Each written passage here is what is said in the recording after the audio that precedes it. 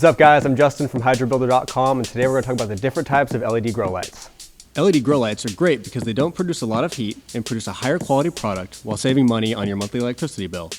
There are 3 different types of LED grow lights. There are LED grow light bulbs, LED grow light bars, and LED grow light panels. They vary based on how they look, but more importantly on how they should be used. LED grow light bulbs are great for a small coverage area for a single plant, maybe some leafy greens like spinach or herbs like cilantro. LED grow light bars are typically used for supplemental lighting in grow tents or grow rooms to fill out a plant's sides, but can often be used as a main source of light for small leafy greens, just like the LED grow light bulbs. LED grow light panels are the most common type of LED grow light.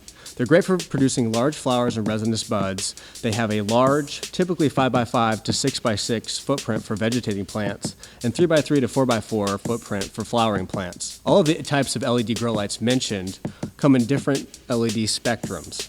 They have vegetative-only spectrums, flower-only spectrums, but most are a full spectrum, which would be suitable from growing a seedling to maturity. Typically, when you shop for an LED, you'll see 2 different wattages listed.